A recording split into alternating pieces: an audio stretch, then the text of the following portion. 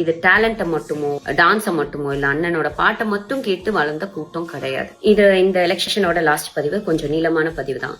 மாற்றம் வேணும்ன்றதுக்காக டிவிகேக்கு ஓட்டு போட ரெடியா இருக்கக்கூடிய ஒரு சில ஆட்களுக்கான பதிவு தான் இது. மாற்றம்னா என்னங்க? இடுப்புல கட்டின துண்டு தோள்பட்டைக்கு போச்சுல, அது மாற்றம். கை நாட்டு வச்சிட்டு இருந்த நம்ம கையெழுத்தா மாத்தணும்ல, அது மாற்றம். பெண்களுக்கு சொத்துல சம உரிமை இருந்துச்சுல, அது மாற்றம். விதவைகள்ன்ற பேரை எடுத்துட்டு கைம்பெண்கள்னு மாத்தினாங்களே, அது மாற்றம். மாற்றுத்திறனாளிகளுக்குன்னு ஒரு பேர் வச்சாங்க, ஊனமுற்றோர்ன்றத மாத்தி, அது மாற்றம். அது மட்டும் இல்லாம திருநங்கைகள்ன்ற ஒரு கௌரவ பேர் கொடுத்தாங்க, அது மாற்றம்.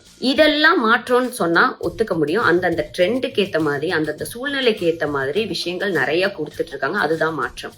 முக்கியமான பேசிக் நீட்ஸ் என்ன? உண்ண உணவு, உடுத்த உடை, இருக்க இடம். வாழ்றதே சோறு தண்ணிக்கு தாங்க. சோறு தண்ணி கூட இல்லாம இருந்துடலாம் அப்படின்னு சொல்லக்கூடிய ஒருத்தர் தான் உங்களுடைய மாற்றமா. பேசிக் நீட்ஸே என்னன்னு தெரியாத ஒரு ஆள் தான் மாற்றத்தை கொண்டு வர போறாங்களா? சரி, ஓகே. என்னைய பத்தி இது வரைக்கும் நீங்க எவ்வளவோ அவதூறு பேசியிருக்கீங்க, என்னென்னமோ பேசியிருக்கீங்க, என்னோட பர்சனல் வரைக்கும் எடுத்து வச்சு பேசியிருக்கீங்க. இன்னைக்கு வரைக்கும் நான் விஜயண்ணனோட எந்த ஒரு பர்சனலையும் பத்தி நான் பேசினது கிடையாது. என்ன இருந்தாலும் விஜயண்ணன் கூட வாழ்ந்த மனைவி, அவங்களோட குழந்தைகள், அவங்களையே ரொம்ப மோசமா பேசக்கூடிய ஒரு கூட்டத்தை உருவாக்கி வச்சிருக்கிறாரு. இதெல்லாம் எங்க, இதோட மைய காரணம் எங்கன்னு பார்த்தோம்னா, விஜயண்ணா விசஸ் அஜித் சார் அப்படின்ற மாதிரி ஒரு டாக்ஸிக்கான கூட்டத்தை தான் உருவாக்கியிருக்கு. இது டேலண்ட மட்டுமோ இல்ல டான்ஸ மட்டுமோ இல்ல அண்ணனோட பாட்டை மட்டும் கேட்டு வளர்ந்த கூட்டம் கிடையாது.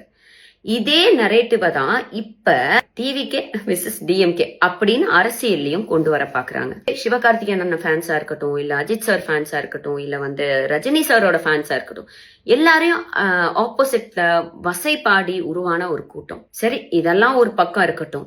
ஊழலே பண்ண மாட்டோம் அப்படின்னு ஏறின ஒரு 4-5 மேடையில அண்ணன் சொல்லியிருப்பாரு போல, அண்ணன் நீங்க வரி ஏய்ப்பு செய்து, அதாவது 1,50,00,000 1.5 கோடி கட்டணும்னு சொல்லி உங்க மேல ப்ரூவ் பண்ணப்பட்ட ஒரு கேஸ் இருக்கு. நிறைய அரசியல்வாதிகள் மேல பல குற்றச்சாட்டுகள், பல ஊழல் குற்றச்சாட்டுகள், அவதூறுகள்லாம் இருந்திருக்கு. ஆனா எத்தனை ப்ரூவ் ஆயிருக்குன்றத பார்க்கணும். அப்படி சொல்ல போனா அண்ணன், நீங்க ஒரு ப்ரூவன் கிரிமினல். இப்படிப்பட்ட ஒரு ஆளுக்கு நீங்க உங்களுடைய வாக்குகளை செலுத்த போறீங்களா அப்படின்னு யோசிச்சுக்கோங்க. நேத்து கூட 100 கோடி சொத்து மதிப்பை ரீசெண்டா நடந்த அந்த நாமினேஷன் லிஸ்ட்ல காட்டலன்னு சொல்லி சென்னை உயர்நீதிமன்றம் சொல்லியிருக்கு. இந்த மாதிரி ஒரு வல்கர் வாரியர்ஸ் கிட்டையும் சாம்பி கூட்டத்துக்கிட்டையும் நாட்டை ஒப்படைக்கிறீங்கன்னு எனக்கு புரியல. மாற்றன்றது முன்னேற்றத்துக்கான வழியா இருக்கணுமே தவிர ஏமாற்றத்துக்கான வழியா இருக்கக்கூடாது. தயவு செஞ்சு சிந்திச்சு வாக்களிங்க. நன்றி.